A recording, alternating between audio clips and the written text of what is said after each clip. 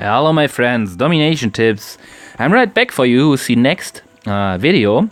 I was quite absent during the last two days, I think, because I was very busy with planning and booking a training camp for the athletic kids I'm training, only to tell you why I was that absent. But now I am back and I heard some great feedback from my last video, and I'm pretty sure there is some demand or even some interest in getting a new update video about our wonders we have. First, I have some my personal opinion about some of the wonders changed, as well as in positive or as well as in negative aspects about some wonders. But we also got the new wonders from the Atomic Age, which I only presented to you in the Atomic Age update video, but I did not focus in detail on the values and effects which they have and how you can use them in the most useful way. Therefore, I decided to make this video. Down in the video description, I will post you a detailed timeline where you can see when in the video, at which time point, which age is getting talked about and which wonder, and also all effects of the wonders. So you can skip and go to the explicit wonder which you are interested in, and don't have to look the complete video, because the video will be pretty long. I think the German video was about 50 minutes. First we will start with some general informations. This information with which I want to start is probably very common, and nearly everyone is aware of this, but I will nevertheless mention it. Wonders are very powerful buildings which we can get, and they are not as other buildings, because when you want to build them, it costs, if you have chosen one, it costs some crowns to replace them by another wonder. So you have to choose very, very carefully and think about which wonders should be the best choice for your kind of playing style and for your kind of base, because the wonders are also, they need very long to be built, because you have 5 stages of upgrades. So in total, wonders are lasting like about the 5th amount of time which you would use for other buildings. Wonders are getting available to us all 2 ages. This means the first wonder, in my case the Acropolis, is getting available in the Bronze Age. In the Iron Age we have no choosable wonder. Then in the Classical Age we get the next wonder, Colloseum in my case. Then we get in Medieval no wonder. The next wonder in Gunpowder Age, no one in the Enlightenment, so on. Industrial Age 1 wonder, Global Age no one, and the currently last and 5th wonder we are getting access to in the Atomic Age. Then, and I think in about 5, 6, even probably 7 months, the Cold War Age will get released without any new wonder, and the last age of the game, the Space Age, will give us access to the 6th wonder. Pretty interesting. We have also some researches which can be done. In the library we have only, I think at Suleiman, the capstone, wonder power cooldowns are 30% faster, so all players which have cooldowns at their wonders, for example Brandenburg Gate, Colosseum, Eiffel Tower, and so on, all of these wonders are getting boosted very, very much, because 30% are nearly one third of the complete time, so you are getting access more often to the powerful wonder effects. But in the library we have pretty much more researches to do, and it is getting access, you get the access to these researches pretty much easier than the capstone, because you probably know getting a capstone from an ordinary leader, not Hiawatha, needs a very, very long time. The first library research we can do is at level 8 of the library, and this means this is the first global stage we have. Here we have the heritage research, and you see chapter 1, 2 and 3 increases the wonder powers of all of our wonders. Chapter 1, the offense. Chapter 2, economic, and Chapter 3, the defensive wonder powers by at least 10%. I don't completely understand why over here stands by at least 10% and not by perfectly 10%, but okay.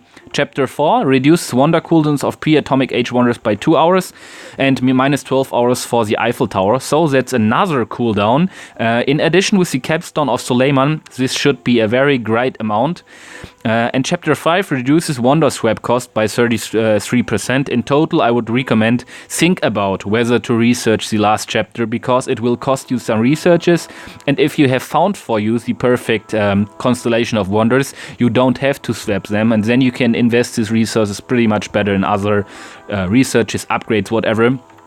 The next researches we can do is level 10 university. This is the currently last upgrade for the university, so Atomic Age. Here we have the monuments research, and chapter 1, all of these researches you can easily see are increasing the hit points of our wonders. In total, I can just only agree with some of you, which probably are now noticing that hit points of our wonders are not very spectacular. But if you are now thinking about our bronze wonders are Acropolis, Hanging Gardens, pyramids and Stonehenge, so in total I can only agree. These wonders are not very interesting to increase the hit points. But if we are now thinking about our Chapter 2, so about our Classical Age wonders, we see among the Classical Age wonders we have the Forbidden City. So for all Forbidden City players which are playing for medals, or especially in the World War, the second chapter should be really interesting, because I have told you pretty many times there are very strong defense layouts in the World War with Forbidden Cities, and a common strategy is not to get the layout ordinary, but using demolition tactic for the Forbidden City, and you can just avoid this or make it harder for the enemy if you increase the hit points of your Forbidden City. If you are going through the ages, you will get additional hit points for your Forbidden City in every new age. This is quite ordinary, but you can just increase it by additional 30% by this research, and so you can just make the enemy waste more demolition tactics if you want to demolish your Forbidden City in the World War. Chapter 3, 4 and 5 are pretty not interesting.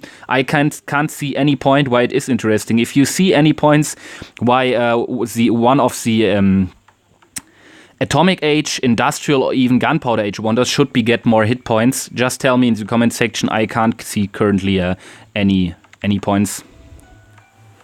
Guys, here we have the graphic I've made for you, but it is still the graphic I used in the German guide video. So the texts next to the World Wonders are in German, but nevertheless, guys, down in the comment section, no, in the video description, sorry, there I have posted you all of these special effects for all wonders in English, so you can just read it over there. When we are now talking about every age over here, which are listed, you can see Bronze Age, Classical, Gunpowder, Industrial, Atomic Age. I will go through step for step about every age. Then you can just only hear about what I'm talking, and you have no need to really understand what stands over here. So we'll start with the Bronze Age. In the Bronze Age, we have 4 wonders, which is to notify in the beginning. I have marked all of the wonders with some corners, and you can see right with the color of the corners which kind of effects all of these wonders have. So if we have a red corner, it is just an offense effect of the wonder. If you see a blue corner, it is a defense effect, and if you see a yellow corner, it is an economic effect. I have also marked some of the wonders with two corners because they have double effects, such as Stonehenge, probably also Versailles, but we'll talk about later and I can explain to you. Let's start with the Bronze Age wonders. There we have another fact about this graphic. I have sorted this graphic after my personal opinion, so everyone can decide whether he thinks in the same way or whether he don't think in the same way. But the order of all of the wonders in the different ages is like I would choose them. So I think the Acropolis is the most useful in the Bronze Age. Then you could also choose the Hanging Gardens, but Stonehenge and pyramids are, for example, less interesting. In the Classical Age, I think the Colloseum and Forbidden City are most interesting. Notre Dame and Terracotta Army are less interesting, so it's only personal, subjective. If you think other, it could be probably. So the Acropolis is the first one that we could change in the Bronze Age, and we see the Acropolis has only a very big defensive meaning, and the defensive effect is that the Acropolis gives us a 20% spawn spawn faster boost. It means all of the defender spawning buildings which are in range of the Acropolis are spawning defenders 20% faster. And also all of the defenders which are getting spawned by the buildings which are in the range of the Acropolis have additional 15% hit points. So it is a pretty strong defense Worldwonder which you can use. But you have to care about that at least the stables and later on in the Industrial Age the bunkers should be in range of the Acropolis, because the tanks which are coming from them, they are getting boosted by this 15% way more than only your ordinary infantry guys. So put emphasis, if you have the Acropolis, on your depots and bunkers instead of your garrisons having them in the range of the Acropolis. Then we have the Hanging Gardens. The Hanging Gardens are increasing the gain from your mines and from your trees, and they are increasing the frequency of collecting them. So you can get the trees and the mines way more often, and so in total you will definitely increase your amount of trade goods. So especially for late game players, when mercenaries and other things like blessings or I don't know, even costing very much national trade goods, not national trade goods, and you are you don't have that much trade goods, the Hanging Gardens could be also an option for you. Then we have the Stonehenge. The Stonehenge increases the amount of gold from your caravans, and it is increasing your street or your road network bonus. So it will also increase the hit points which are getting earned by all connected buildings from the road to with your town center. Therefore, it has only a minor defensive meaning, but in total, the primer and the major meaning of this Worldwonder is quite an economic. Then we have the pyramids, which are only increasing our resource gain from our farms. Therefore, I voted the pyramids as the most uninteresting wonder in the Bronze Age, and nearly in total, I think the pyramids is one of the most awful wonders from all wonders. That was the wonders of the Bronze Age. If I now would have to recommend for you, I would tell you that the Acropolis is quite... Nearly everyone could choose this, because it's senseful even if you are an inactive player, a passive player, or even if you are an active player in the World War or somewhere. The Hanging Gardens are, I think, only interesting if you are low on trade goods. If you have many trade goods like I have, I don't think that the Hanging Gardens are quite senseful. The Stonehenge in total I just cannot recommend to you, but if you want to upgrade your passive income by roads and by caravans, then you could probably choose the Stonehenge, and if you are crazy you could also use the pyramids, but in total I just cannot recommend the pyramids.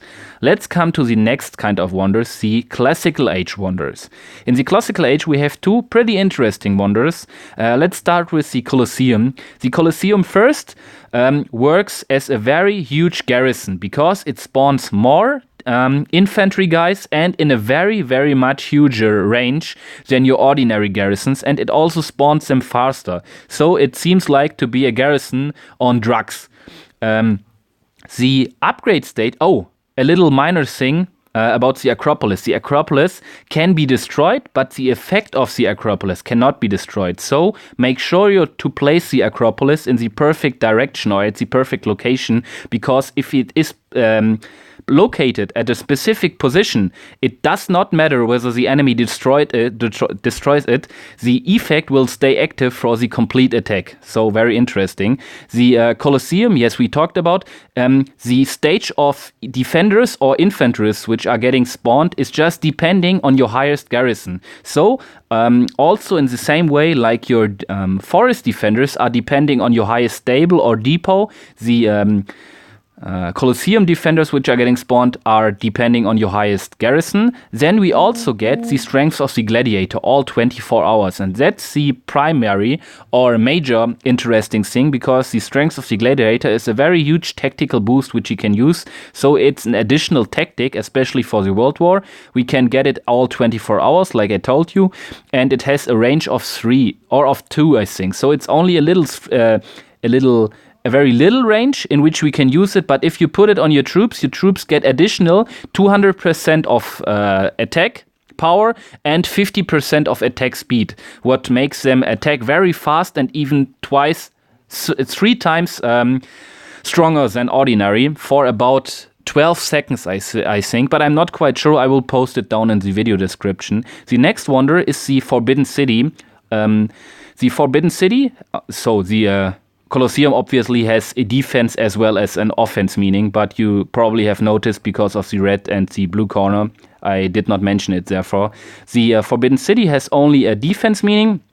The major aspect about the Forbidden City is it works as a second town center. So if an enemy wants to get the quick victory or even the 100% or the town center star at your base, he has to destroy this Forbidden City as well as your main town center. So you have very cool opportunities to build some new bases or even some hard bases for enemies to get the stars at your base. There's also a minor boost of the Forbidden City, and that's it is a food bonus you are gaining all 24 hours. I'm not quite sure, but I think you will get about 5,000 food plus additional 5,000 food for every new age. So the amount of food will increase a little bit over the ages, but if you are only getting 30,000 food all 24 hours, that's such a little amount, it's just completely pointless, I think. Then we have the Notre Dame, and the Notre Dame is pretty interesting as economic wonder because my opinion about the Notre Dame changed a little bit, and previously I thought the Notre Dame would be really senseless, but especially in the late game when prices are getting higher as well as in the armory or in the library, then the Notre Dame can save you a lot of resources because the Notre Dame has the major aspect of saving you 10%, so a 10% fee, no, it's the wrong word. It's saving you 10% in library as well as in armory researches. So all of your generals, all of your new troops, tactics, whatever, all researches in the library are getting reduced of their costs by 10%. So if you are in the late game and the prices are very high, also the reduction will be quite great. Then we have also a gold bonus on the Notre Dame, nearly equal like the food bonus on the Forbidden City, and I'm pretty sure there are 5,000 gold in basic and additional 5,000 gold for all new age you have. At least we have the Terracotta Army. The Terracotta Army gives you plus 20% hit points for your castle and all barracks, which are quite next to the Terracotta Army Worldwonder. But in total, guys, let me tell you, I think it's pretty pointless because 20% HP are okay, yes, no problem. But in total, I think why should my barracks get 20% more hit points? That's very pointless. If this 20% more hit points would be for my mortars or even cannon towers, whatever, I think it would be more sensible. But in this way, to strengthen up my barracks or your barracks is pretty senseless. Then we also have all 24 hours a tactical army to take with us, consisting out of 20 fighters, 10 ranged infantry and 10 infantry guys, so 10 shooters and 10 infantry guys, and they are depending on your research in the armory. So if you have researched pretty far or the max of your age, also the Terracotta Army which you are taking with you will consist out of them. So in total we have in the classical age pretty much offense and defense wonders, only one wonder which has economical functions.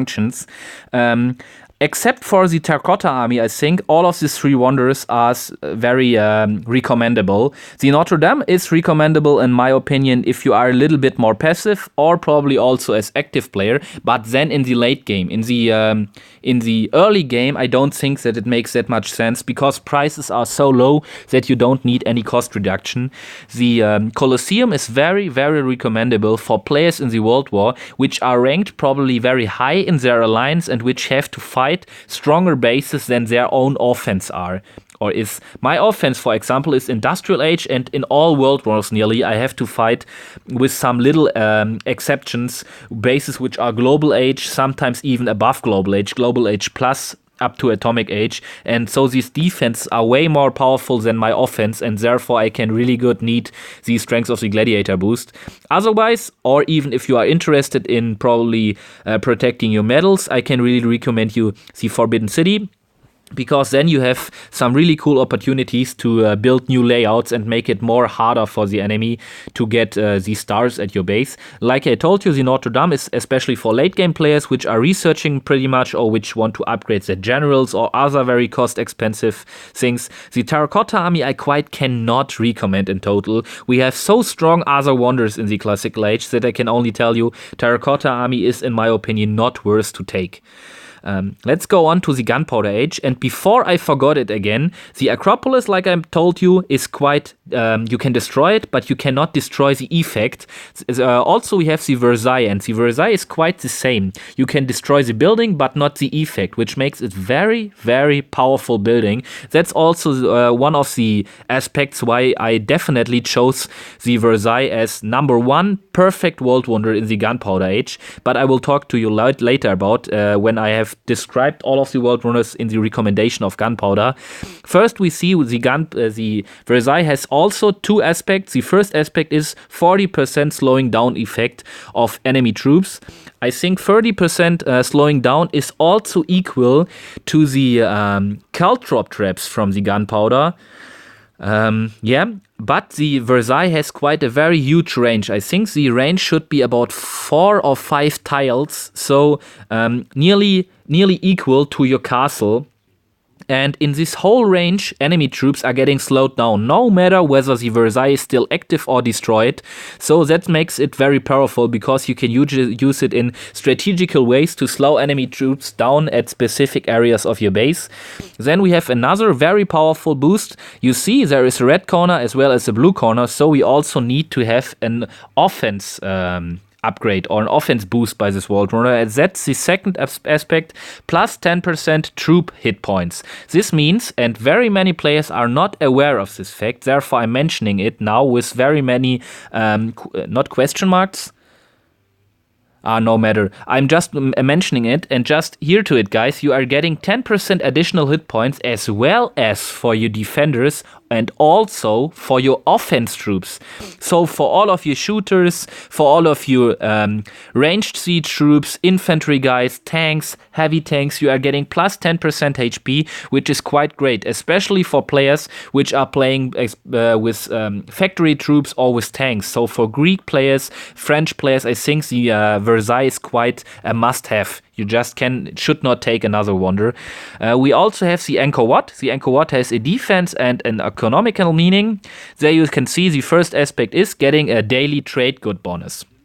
That's quite okay, because you can just collect some trade goods. The problem is these trade goods are very random. You just cannot take what you want, but you just get some trade goods. And very often, you probably know, there are some trade goods which you have very much of because you don't need them, and other trade goods you are really needing. Probably some guys are needing, most of the guys I think are needing diamonds, other ones are needing leather like I do, or even metal or cider. And very often I recognize that you are not getting what you are needing, and that's really bad. The Angkor Wat also provides a very huge range of healing. I think about 9 or even 10 tiles where all of your troops are getting healed all 2 seconds. The amount of healing is getting increasing by all ages. So in the next age, the amount of heal will also be increased. But if the Angkor Wat is getting destroyed, the wonder effect, the healing effect also disappears, and this means you have to place it nearly at the center or somewhere inside your walls to protect it also, and that costs you quite a lot of area and even of walls, which is very bad, I think. Then we have the Temple of Tikal. The Temple of Tikal gives you in total plus 2 trade good capacity for all ages. What is quite okay. Then we have also plus 3% additional resource refound after getting attacked. You probably have recognized, or you remember, the Korean nation has the nation-specific bonus that if you are getting attacked, you get a refund of about 10% of all stolen loot. Which the enemy took from you, and you can just increase it by additional 3% if you choose the Temple of Tikal.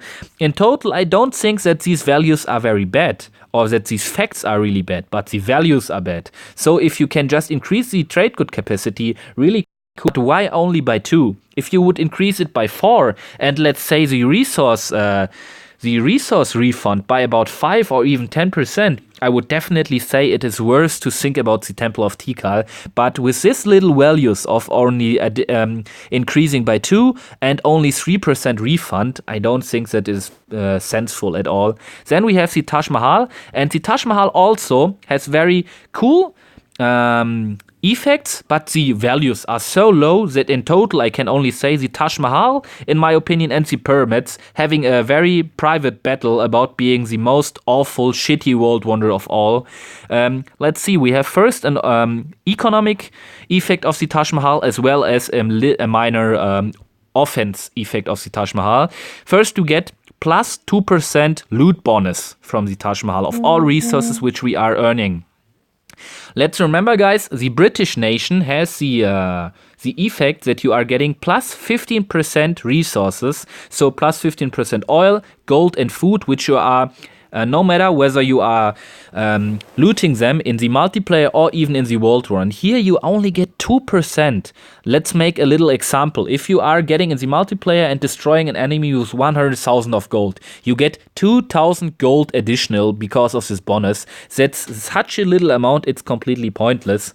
Then we also get the boost of all 24 hours, so daily 1 mercenary army. Very cool, guys, but you can just get a random army. Again, like the random trade goods which you are getting from the Angkor Wat. So very often I recognize from players, and I heard from them which have the Taj Mahal, that you are getting exactly that mercenaries which you can just not need. You are not needing them, and then they are completely wasting your mercenary camp because they are wasting at least one space of the mercenary camp. And so I don't think that the Taj Mahal is a good world wonder. The effects are good, but the values are very, very pointless. If there would be about 8, probably 10% loot bonus and 1 mercenary army, which you can choose which one you get, I would say the Taj Mahal is definitely worth to think about. So in total, let's sum it up. The Temple of Tikal and Taj Mahals have nice effects, but really pointless because of their low and stupid values. Also the Angkor Wat. The Angkor Wat is pretty an okay world wonder, I would say, but also the daily trade goods you are getting are random. Therefore, the Angkor Wat is also not recommendable. In total, we only have the Versailles. All effects of the Versailles are pretty strong. 10%, that's such huge amount of additional troop hit points for all ages, for all troops, no matter of defense or offense, and a very huge slowing down effect of all enemy troops, and this effect cannot be destroyed. So very overpowered, I think. In the Gunpowder Age, I can't do anything other than recommending you the Versailles. In other ages, I can just tell you, hey, there are 2 or even 3 world wonders which are worth to think about, but in the Gunpowder Age, in total, I can only recommend the Versailles. Let's go on. We have already talked about 27 minutes. We are good in time. We are getting to the Industrial Age. And in the Industrial Age, we have first a very strong offense wonder. The Brandenburg Gate has no other sense than offense boosting. I should have made the corner, the red corners, that big over the complete picture of the Brandenburg Gate to visualize how strong this offense boost is, because both of the values or both of the effects of the Brandenburg Gate are boosting the offense and not splitting up for different meanings. First, we have daily bonus of blitzkriegs. Blitzkrieg is another tactic, another additional tactic, like the Strength of the Gladiator from the Colloseum, but blitzkrieg is working about a range of 10 tiles. So in total, we have a circle with a diameter, I think, of 20 tiles, which is pretty huge, and within these diameter, about 12 or 14 seconds. I'm not quite aware. Look down in the video description. There the explicit value is listed. About 12 or even 14 seconds, you can just avoid enemy defense buildings spawning troops, such as town center, garrisons, stables, bunkers, command post, castle, ninja, tower, turtle, whatever. So all buildings which are spawning enemy defenders are getting disabled. But pay attention, not shooting buildings. All cannon towers, castles, towers, mortars, whatever. They are still keeping to shoot at you. But in total, the Blitzkrieg is a very strong tactic if you're using it right in the attack. Then we have the second aspect, the 20% of factory troop hit point, no, attack boost. This means all of your factory troops are getting 20% more damage points. So all players which are playing, for example, with bazookas in the Global Age, Gatling gunners, or even with heavy tanks should be very carefully listening about now, because in their case, the Brandenburg Gate should be choice number 1 as Worldwonder. We also have the Kreml. The Kreml also have only 1 boost, but it's not an offense boost, it's a defense boost. What is pretty remarkable, you see in the Industrial Age we have only wonders with only 1 boost. In nearly all other ages we have wonders which are splitting their effects up, even some offense as well as defense boosts, or even some defense and economic boosts. But in the Industrial Age we see we have only 1 kind of boost at all World Wonders, and the Kreml is a very strong defensive World Wonder. First, we have about plus 20% hit points for all of our walls, which is pretty strong because the range of the Kreml should be about 7 or 8 tiles. So a very huge range where you can just strengthen up all of your walls by 20%. And here at this point, only to mention, if you have your walls at a very high stage, so for example above level 11, this 20% boost will be just huger than if you have your walls at a lower stage. Therefore, I can just recommend this plus 20% hit point boost for your walls for all players which have their walls pretty high. The higher your walls are, the better the Kreml is for you. The second aspect about the Kreml is all of your farms are getting or are spawning 2 infantry defenders if they are getting destroyed. So there are only 1 time spawning infantries when they are getting destroyed. And again, these infantry defenders are depending on your highest garrison. Then we have the Statue of Liberty. Statue of Liberty has only a very strong offense boost. We could also take the second aspect as an economic boost, but it is that little that I did not want to list it as an economic boost. The major boost is plus 20% attack or even damage per second for all of your air units, so such as bombers or even planes, which is pretty strong. Then you get additional plus 250 oil daily, which is just a joke. It's pointless. That's nothing, not even enough to train one of your planes. So I also cannot imagine why they did not upgrade or increased this amount of oil a little bit. That's just pointless, the second aspect. At least we have the Eiffel Tower. The Eiffel Tower is a complete economic building. And in the major aspect, it gives you plus 200,000 capacity for your vault, which makes your vault to a very, very big storage building, which cannot be being obtained by the enemy. The second aspect is about you getting weekly, so all 7 days, 12 hours, so a big peace treaty, I think, and you can just choose when to activate it. Therefore, let's come to the recommendation. The Eiffel Tower is even for some active players, even probably for some medal players, interesting, because you have some peace treaty and you can choose when to activate it. Therefore, not only passive players, so especially some medal players could also use the Eiffel Tower. The Statue of Liberty is definitely for all guys which are preferring to take their planes with them. Probably some guys which are focusing on destroying enemy forbidden city layouts and using their planes or even bombers very often. The Kreml is nearly for all kind of players. It's very strong for defensive and passive players, but also for offense players.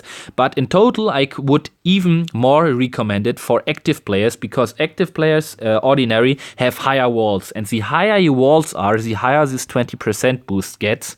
And therefore, I would recommend it for active players more than for passive players. The Brandenburg Gate gives you very strong offensive power. Therefore, I would only recommend it for medal chasing or medal hunters, World War players, and active players. For passive players, the Brandenburg Gate, I think, is quite not a good opportunity. If you are playing with factory troops, you should definitely think twice about, even more, to think the Brandenburg Gate, because it's double as useful as for players which are not using that much of factory troops. So now we are coming to the very interesting Atomic Age wonders. I think you have quite waited, or you were looking forward to get the aspects about our atomic wonders. Now here we are. The wonder which I think is quite one of the best is the Sydney Opera House. And that is the first wonder which has no offense or defense aspect, and nevertheless I'm preferring it, which is pretty funny.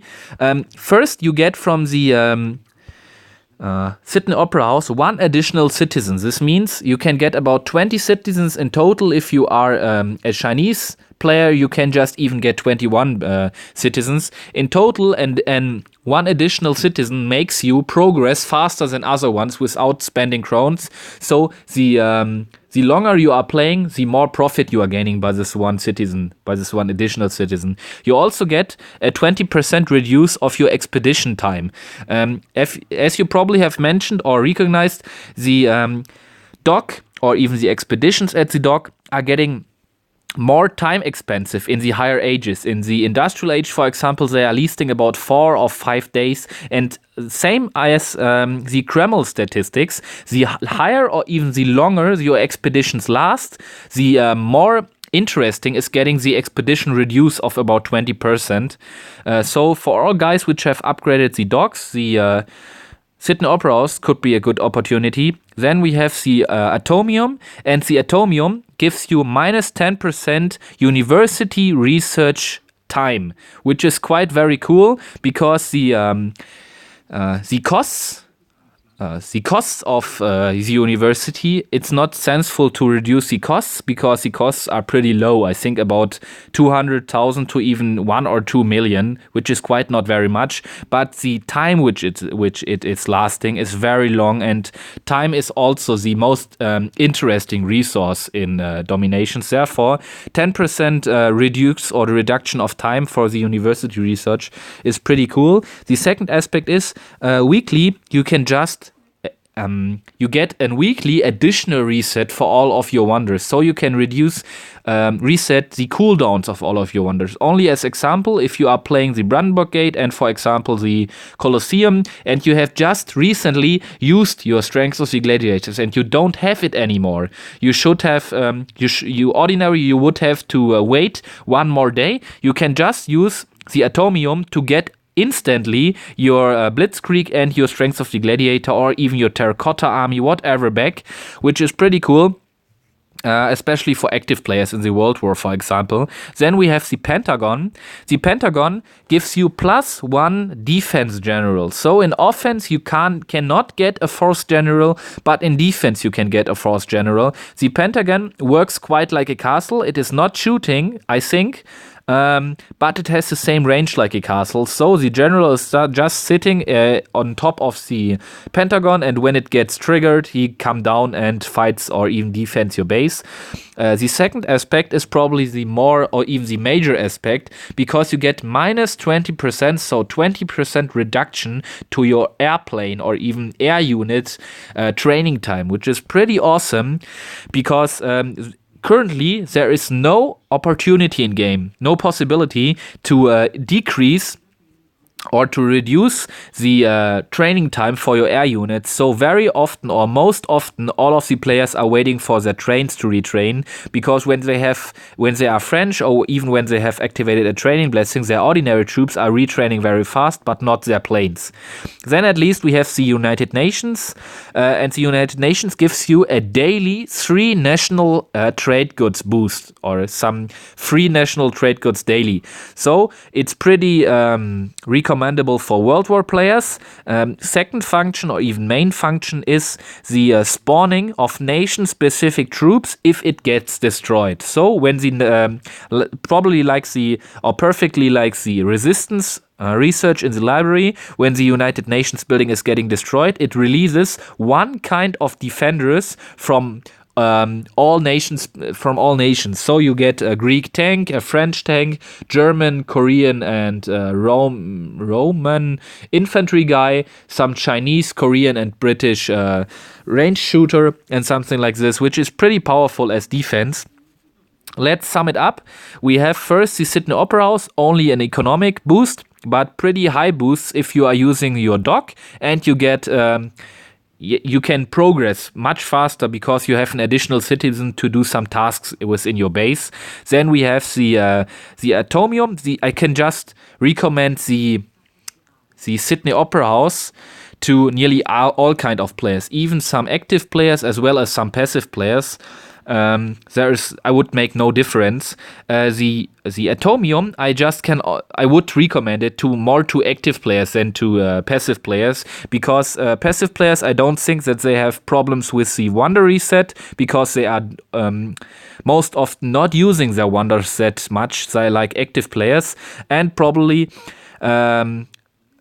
active players are researching more in the university, which means they are at higher stages of the university, and which means the time cost of the university are quite higher. And the higher the time cost is, the better is the 10% reduction. So I also think the Atomium would be better or more recommendable at active players. Then we have the Pentagon. The Pentagon is as well as for passive players as well as for active players, but the 20% air unit training time is pretty much better for active players, because active players, I think, have more of the problem, or more about the problem, that they are air units are not getting trained fast enough, because if you are passive playing, you are just getting online, I think 2 or 3 or even 4 times a day, and then all of your planes have trained, so you don't have the problem of training time. Also, the Pentagon is more recommendable for active players. The United Nations is recommendable for all kind of players, but even more for passive players, because you get all 24 hours 3 national trade goods for free. So if you don't have enough national trade goods for your World War coalitions, you can just even take the United Nations. But also, if you are a very active World War player and you are fighting very strong enemy alliances and have to activate very, very often your coalitions, so you are low at national trade goods, you could use for the United Nations building. The troop spawn effect of the United Nations is quite similar to passive as well as active players. Guys, in total, I hope I did not miss any points. If you have any concerns, questions, whatever about this video, just put it down in the comment section. I would really appreciate receiving some feedback from you, whether you think this video was helpful or not. Share this video with your alliance members and with your friends, so that all of them can take some profit by this knowledge. We'll see you soon. Your domination tips.